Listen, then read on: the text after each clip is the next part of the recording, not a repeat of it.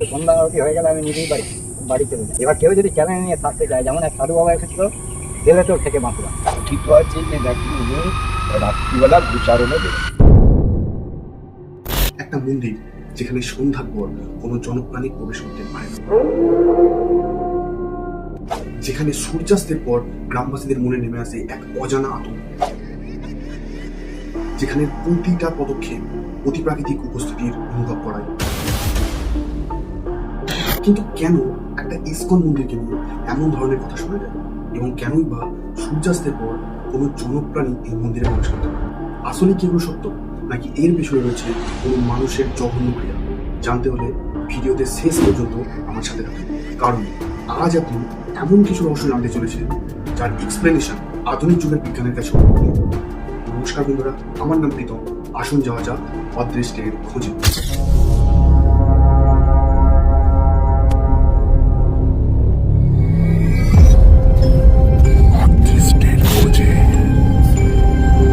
এটাই হলো সেই রহস্যময় মন্দির যার সম্বন্ধে এত রকমের কিংবদন্তি শোনা যায়। আসুন প্রথমে আপনাদের এই মন্দিরটার আসল ইতিহাস সম্পর্কে বলি, যেটা আমি এই বইটা থেকে পেয়েছি।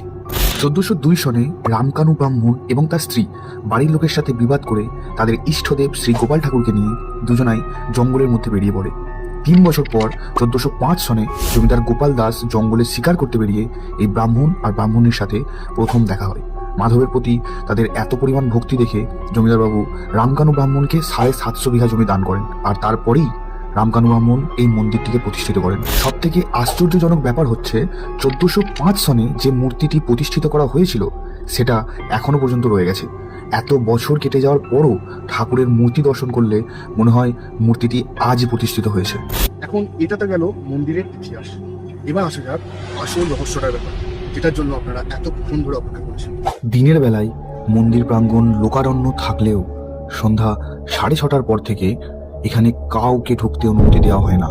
মান্যতা অনুসারে সন্ধ্যার পর স্বয়ং শ্রীকৃষ্ণ তার গোপীদের নিয়ে এই মন্দির প্রাঙ্গণ এবং তার চারপাশে ভ্রমণ করেন। সন্ধ্যার পর শোনা যায় বাঁশির মধুর আওয়াজ।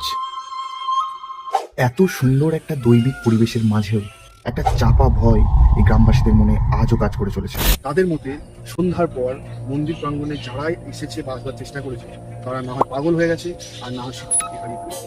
আসুন এই ঘটনার সত্যতা এই গ্রামবাসীদের কাছ থেকে জেনে নিই।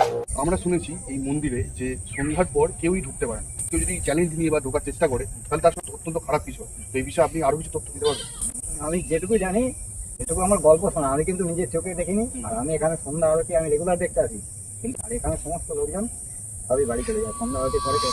আমাদের গ্রামেরই বাসনপত্র নিয়ে আমাদের এখানে বসে রান্না করে অভ্যিষ্টি খেয়ে 3 রাত্রি থাকতে চেয়েছিল। দ্বিতীয় দিনের দিন যখন এই গোবর্ধন মন্দির এটার নাম আছে, এইখানে ও শেষ দিন থাকার চেষ্টা করছে, আর হুড়মুড় করে ছাদটা ভেঙে যেন ওর ঘাড়ে পড়ছে।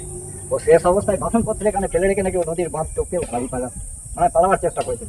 এই মন্দিরটায় সন্ধ্যার পর কেউ ঢুকতে পারে না, এটা কতটা সত্য সেটার ব্যাপারে কিছু যদি বলতে পারেন? ঠিক আছে যে নাকি উনি রাত্রিবেলা গোচারণে বেরোন, আর যখন অসুবিধা হয় উনি বাধা দেন। তো কলকাতা থেকে একদল এসেছিল বিজ্ঞান লোক ঠাকুর থেকে বলে রাত্রির 1টা পর তারা থাকতে পারে। নানা রকম ঘটনা, সমস্ত আলো অফ হয়ে গেল, ওদের গাড়ির হেডলাইটে পর্যন্ত অফ হয়ে গেল। তখন ড্রাইভার বলে মেরে গেল, ড্রাইভার যখন চলে যাচ্ছি ওরাও ছুটি ছুটি গিয়ে ওই কাছে লোকনাথ মন্দিরের কাছে সব দেখে। তো বন্ধুরা, আজকের জন্য এতটুকু। আশা করছি ভিডিওটা আপনাদের ভালো লেগেছে। যদি ভিডিওটা ভালো লেগে থাকে তাহলে একটা লাইক দিয়ে যাবেন, আর আপনারা যদি রহস্যময় জগৎ এবং অপ্রাকৃতিক পরিবেশ প্রেমী হয়ে থাকেন তাহলে এই চ্যানেলটাকে সাবস্ক্রাইব করবেন। দেখা হচ্ছে পরের ভিডিওতে এক নতুন রহস্যের। রাধে রাধে।